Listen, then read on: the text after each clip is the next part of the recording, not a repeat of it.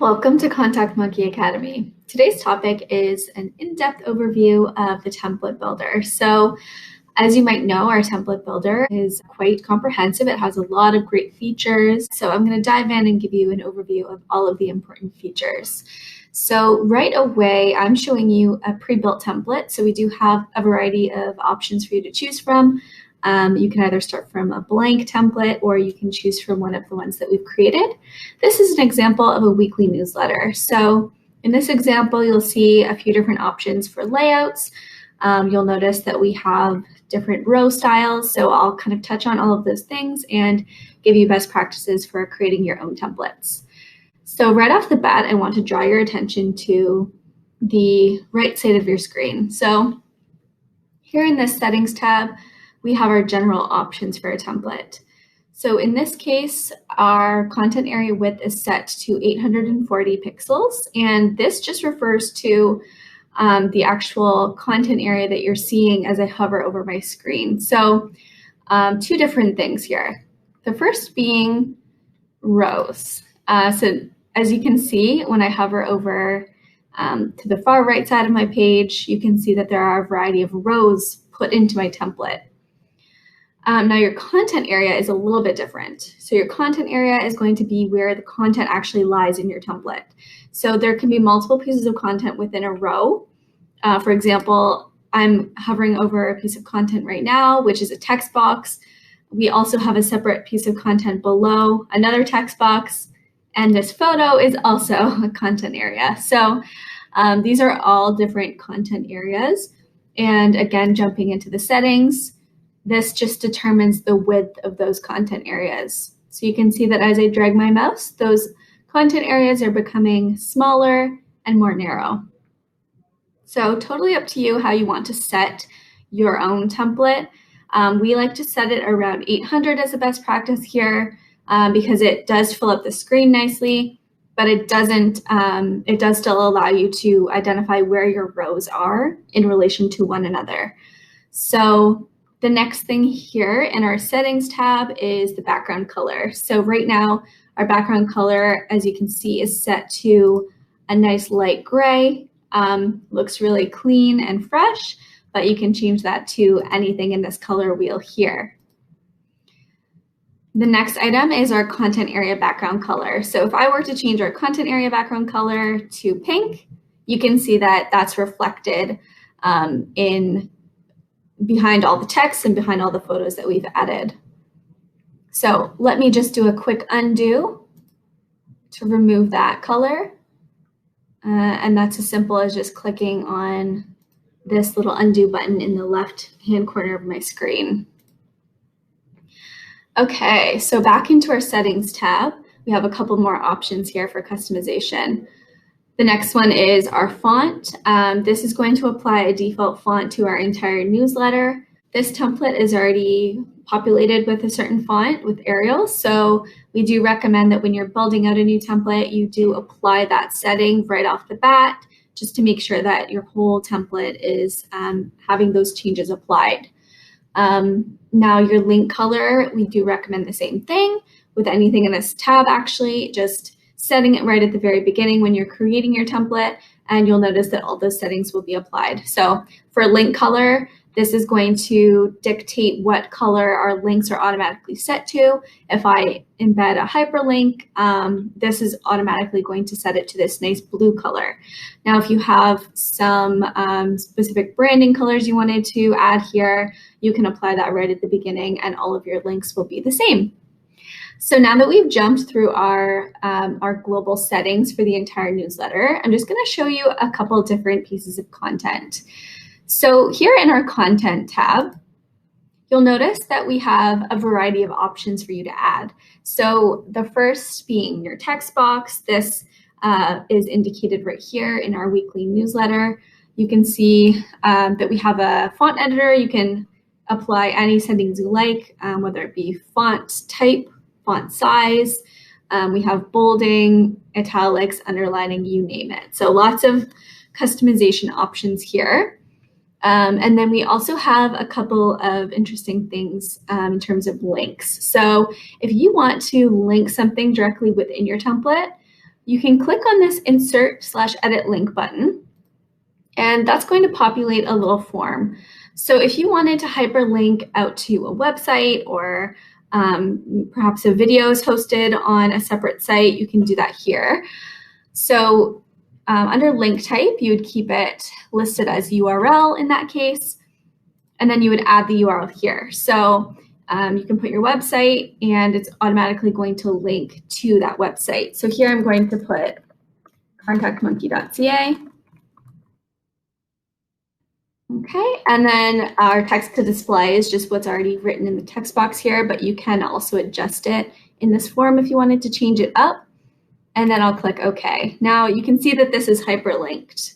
So that is one way of changing or adding a link to your text. Now another way is, I'm just going to head down to this text box here. Let's select these words here, and I'm going to click back into Insert Edit Link. So another option that we have here is really cool. Instead of selecting URL, we're going to jump in and select File Manager. So what this is going to do is it's going to pull us into our File Manager where we can select any file, whether it's a photo, whether it is a document, maybe a PowerPoint presentation that you want your recipients to read, and we can actually attach that here.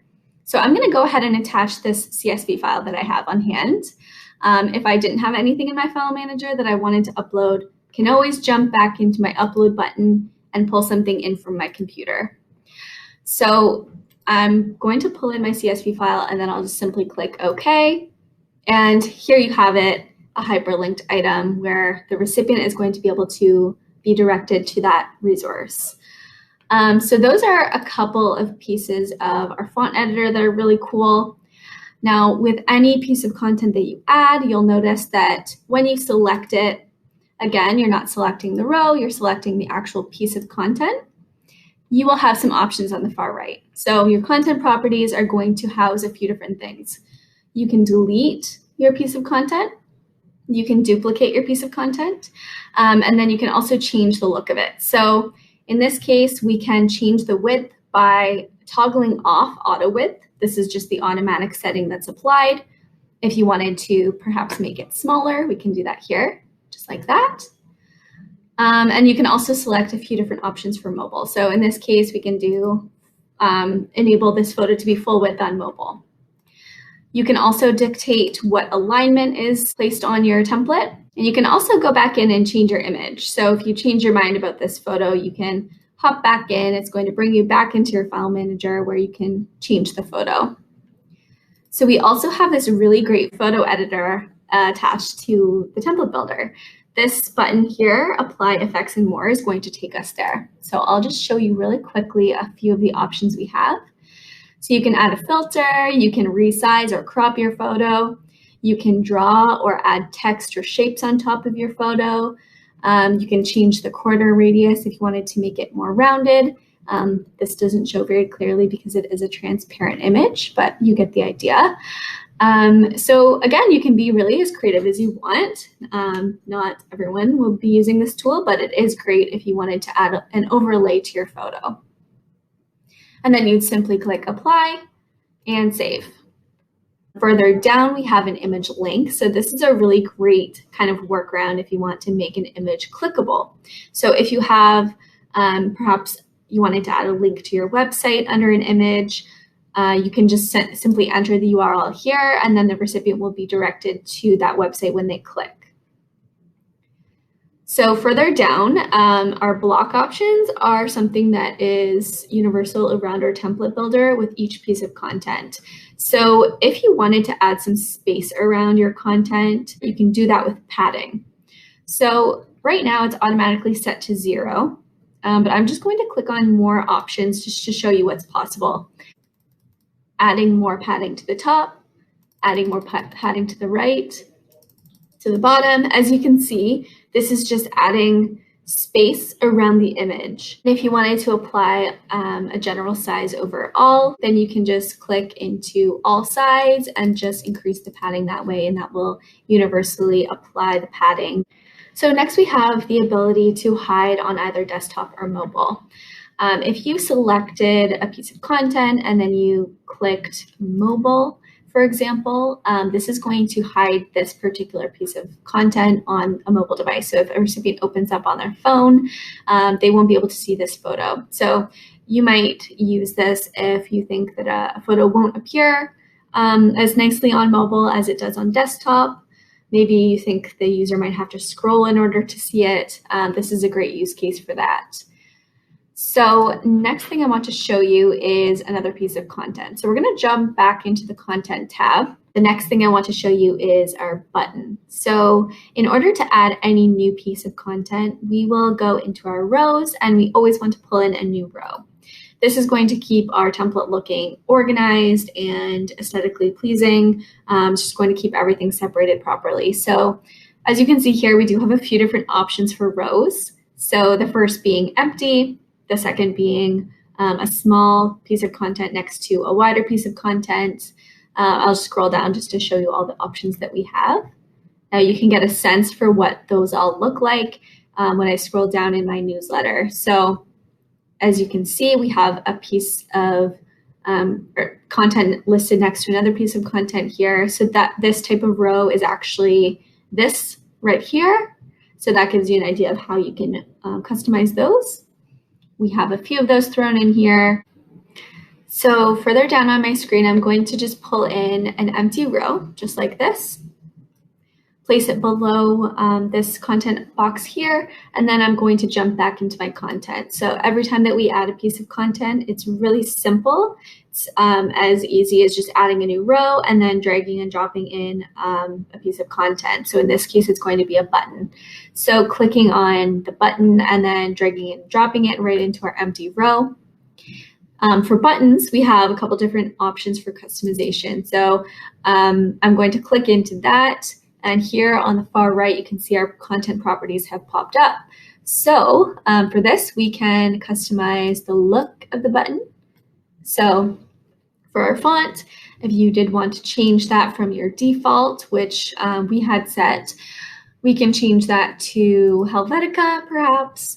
We can also change the font size. As you can see, all of these options are available as well. So next thing we want to do is make the button link to something else. So if we had a URL we wanted to add, we can do that really easily just by placing that here in the URL line. So let's say we, again, just want to lead our recipients out to ContactMonkey.com. We can do that. We can choose the action that happens when the recipient clicks on the button. In this case, it's selected as opening web page. You can also trigger sending an email. So if you wanted to request that recipients email you about something, perhaps you want to collect feedback, you can do that by selecting send email. So a few different options there. Now, in terms of the look and feel of our button, we can edit that further down under button options. So right now auto width is set, but we can also make it wider, smaller, depending on the look that you want to go for. You can change the background color and the text color as well. You can see here when I click in, it's opening up that color wheel. Now we can also change the alignment with this if we wanted to do left or right or centered. And then line height just means the height of the words. So if you wanted to make something single spaced within your template, you can do that here. Border radius is going to indicate the round appearance of the button. So as I increase the radius, you'll notice that the corners are becoming more round. And then of course we have our content padding as well. So here we can add some more space if we like. You can always add borders as well. So the next thing I want to show you is just hopping back into the content tab, how we can add a divider. So I'll actually show you within my template that we do have a couple of dividers thrown in here already. So this one is kind of the default look. It is a really light color, but it just adds some space and some separation within your template. So we do recommend adding dividers to keep your content looking clean. You can see that we have a few thrown in here. Now you can change the color, you can change the size of it, so you can make it thicker if you want to. You can also change the line type. So we have some solid ones, we have dotted and dashed. It's totally up to the look that you want to go for. And then we also have your width, so you can reduce this if you wanted to make it a smaller line width-wise. Of course, you can always change the alignment as well and the padding. So you're probably starting to get a feel for how we can adjust the settings within our template. It always comes back to, the padding, the width, and spacing out items within your template. So if you want to add a divider, it's as simple as just pulling in a row and then hopping back in and dragging and dropping a divider, just like that. So it's really simple. Now I'm going to show you next how to pull in your social icons at the bottom. So as you can see here, we do have social implemented already. So adding social is the same process of adding a new row and then pulling in the content. So I'm just going to show you when I click into our social links, we have a few different options in the content properties. So your icon collection is going to indicate the look that you're going for. If you want it to be really colorful, we have some squared off options, some round options, some gray and some black and white options. So totally up to you, again, however you want it to look, but we can adjust them really easily just by clicking any of these options. So you may look at this and think, oh, I don't have a LinkedIn or I don't have a Twitter, so I'm not going to be linking that out to anything. You can really easily delete any of these options. So say you don't have a Facebook page, simply delete, and you'll notice that it disappears from the bottom of your page. If you want to toggle on more options to add the title of the link, alternate text, and then the URL, this is where you'd actually customize your distinct URL for your business. Now further down, in case you do have additional social media channels that you would like to add, you can click on this plus sign and select add a new icon to choose from any of these options. You can also go in and add a custom icon if you want to pull something from Google perhaps and save that and then upload it into your newsletter. That's also a great option as well. With anything else in the template, you can always change alignment, you can change the padding, and then specifically here with your social channels, you can also change the spacing. So you'll notice as I click on each of these, the spacing will change. So the next thing that I want to show you is pulling in a video. I'm going to just delete this extra divider that I added earlier. It's as simple as that. And then I'm going to pull in video content.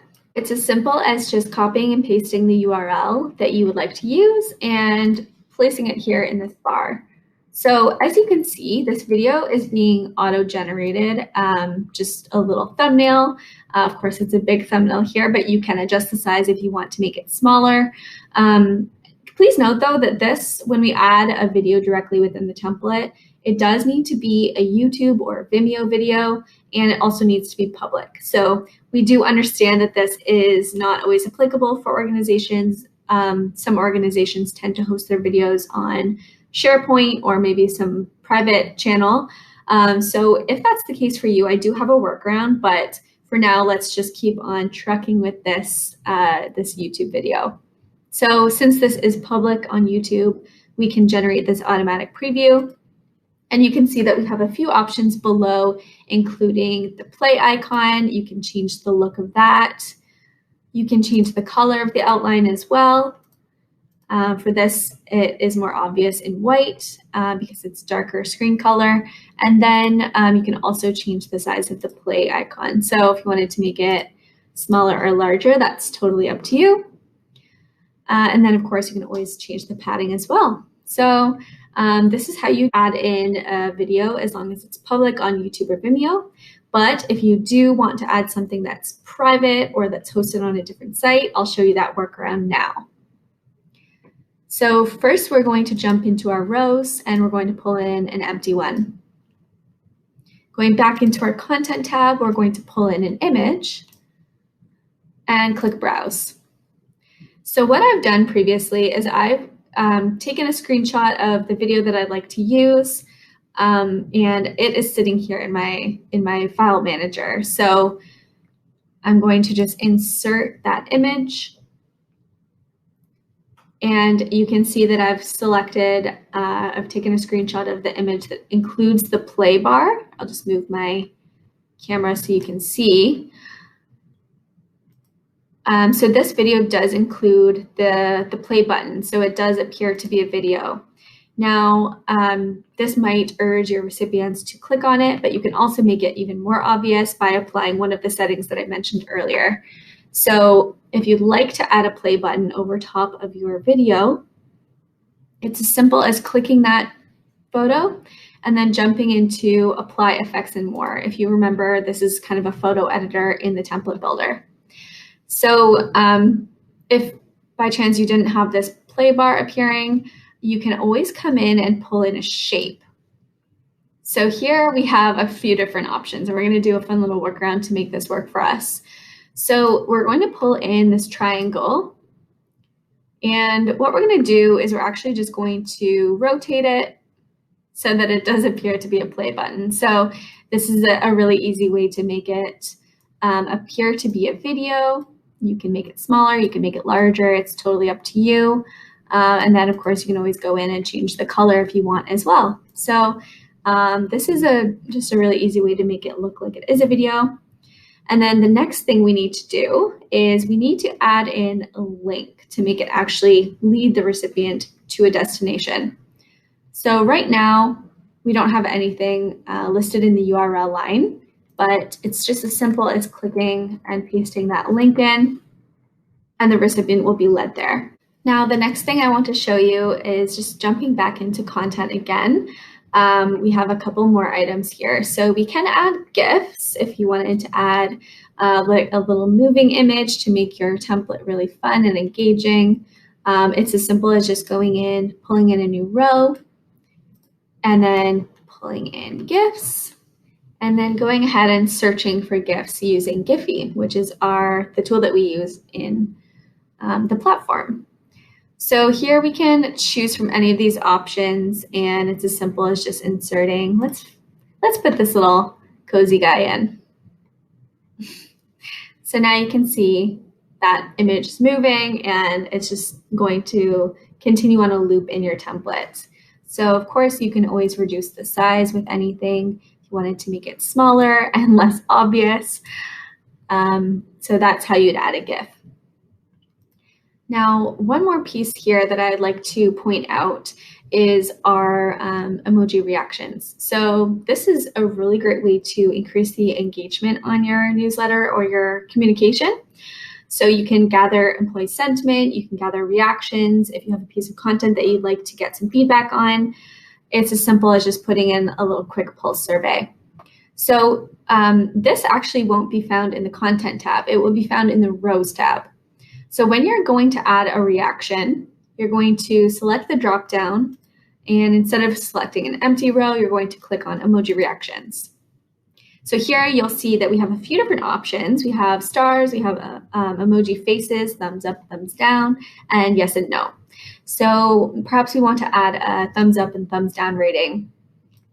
So I'm going to drag it and drop it, and then we do need to go back into our empty row just to pull in a row for our question, because with any reaction, we do need to be asking a question of our recipients so they know what they're responding to. So the next step here is to jump back into content and pull in a text box. Okay, so something important to note here, once you type in your question, is you do need to join the two rows together. So I spoke a little bit about rows at the top of this video. You'll notice that when I hover over my text box row, and then I hover over the thumbs up, thumbs down row, they are separate. So in order for these questions to be linked to the reaction, in order for the recipient to actually respond to it, they do need to be pushed together into the same row. So in order to do this, all I need to do is select the content, so selecting the thumbs up, thumbs down content, and you'll notice that there's a little crosshatch button here that appears. I'm going to hold my mouse down and I'm going to slowly drag it up until I see a blue box surrounding the text box, and I'm going to drag it there. Okay, now that I've dropped it, you'll notice hovering over to the right, they do belong to the same row. This means that when the recipient clicks on a rating like this, if they say thumbs down, they'll be taken to a landing page where they will have the opportunity to confirm their response. And as long as you have your comments toggled on at the top here, they will also be able to leave a comment. So just something to note, you do always want to have these joined together, and then your recipients will be able to leave their feedback. So now another piece of feedback that we can get from your employees is called ENPS. This stands for Employee Net Promoter Score. So this is a great way to get a sense of how your employees are feeling about maybe working at your company, or maybe how they're feeling about their work from home structure at the moment. I know that's a popular topic. So we can always go in and add an ENPS survey. It's just a really quick and easy rating on a scale of 1 to 10 on how employees are feeling. So in order to do this, we're going to go back into our rows, and you might have noticed earlier that we had a third option in our rows. This is ENPS. So clicking on that, you'll see that we have this really easy rating scale. So we're going to pull that in directly below our empty row, and then we're the same as our emoji reactions, going to have to pull in a text box just like this. This is where we'll ask our question. Now, we do need to follow the same process that we did with our emoji ratings. We can see that these are each belonging to a different row. So going back into the piece of content where the the ENPS score is, selecting the crosshatch button, and then slowly dragging until we see the blue box surrounding the text box, and then dropping. So it is as simple as that. And you'll notice that when you are joining these two rows together, you'll have an empty row populate below. That's because you're taking the content out of one row and leaving it empty below. So you can just either add a new piece of content there, or you can delete it if you don't need it. So ENPS is a really great way, again, to capture that employee sentiment and keep your employees feeling like their opinion is valued. Now, any response on any of these survey options is completely anonymous, both to you and to anyone who's responding. So employees or colleagues won't be able to see each other's responses. So that's important to note as well. So the last piece of content that I want to show you, I'm going to pull in an empty row once again underneath my ENPS. Going back into my content tab, I'm going to pull in a table. So this is a new feature that we have implemented, and it's really handy if you wanted to add a schedule or calendar, or kind of organize your information in a different way besides just a paragraph. So it's really simple. We could just click into Create Table, and you'll be taken to a form where you can edit the content of your table. So we have a couple different options. We do recommend you keeping your column size and your row size as limited as possible. If you think about it, when you add multiple columns, your content will become wider. So if your recipients are reading on a mobile device, it might not be ideal if you have 7 rows to scroll back and forth and read all the content. So try to keep that as limited as possible. If you do really need to keep it long, then that's fine. But we do recommend that as the best practice. So here you can enter whatever values you like. You can maybe create a schedule for Monday and Tuesday, and then those are the headers. The rows below are going to be perhaps the activities that you'll have throughout the day. So Monday, let's say HR meeting, and then Tuesday, interviews. And then we can generate our table, and automatically we have our nice clean looking table put right into our template. The headings are also bolded automatically just to indicate that there are the headings. I just want to indicate a few things at the top of my screen here. So here is where your title for the template will go. We do recommend always naming this right away.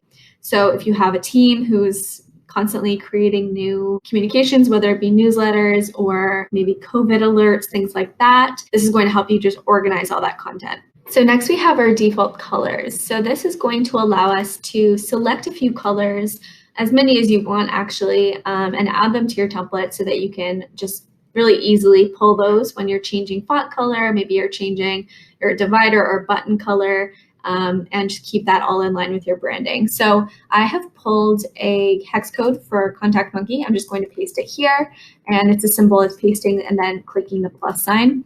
This is going to apply this hex code to my template. So if I do want to pull that at any point, it's really easy for me to do that. I'll show you what I mean. I'm going to, it's just updating here. I'm going to click on one of my text boxes. So this weekly newsletter here, and then I'm going to click my link color. So as you'll notice, that color has now been applied to the bottom of my color picker, and it's going to allow me to really easily grab that every time I want to change the color of something. So just like that, nice and simple. So that will kind of follow you around your template. Feel free to set your default colors before you start building your template to make it really easy on yourself when you are applying any other colors. So next, I touched on this earlier, but you are able to toggle your comments on in order to allow recipients to leave detailed feedback. If you are using pulse surveys or ENPS, we do recommend keeping comments on in order to get really specific feedback. Now, next up, we have our preview button, and this is a great tool. So clicking preview is going to show me exactly what my template will look like on both desktop and mobile. So we can scroll down and see how that's going to appear when our recipients receive it on their computer. And same with their mobile device. So really great way to get a sense of how your template will look. Now, we do recommend also beyond previewing here, testing your template each time you send or are looking to send out to your distribution list. We just want to make sure that all of your formatting is laid out the way you want it, and just do like a double check to make sure there's no spelling mistakes. But if you do notice that there's something askew, we always recommend you come back into the template builder and make those edits here. If you do make any changes in the body of your email when you're sending something out, it will skew the formatting. So again, just always come back into the template builder for any changes you need to make. The last thing I want to touch on here is your saving options. So you'll notice here we have our basic save and exit button. This is going to save your template to the cloud, and you'll be able to access this anytime you go into your templates dashboard. Clicking the drop-down menu is going to bring up some other options. Clicking Save Template is going to save your template as a JSON file. Now, a JSON file just means the coding that we use to save your template is going to allow you to share this with others and upload into your template builder. If we are ever helping you with the template, this is the method that you should use to send it to us. Again, that's called a JSON file. The next option we have here is just save to cloud. That's going to just save the template to the cloud, but it won't exit in the same way that the save and exit button will. Next, we have export HTML email. So this is going to save your template as an HTML file. In some cases, if you are using the COM version of our ContactMonkey tool, this is how you'll be uploading your templates into your email client. So it's as simple as saving and then importing that HTML into your template when you're sending out that email. Next, we have export PDF. If you wanted to ever save a PDF version of your file, you can do that here.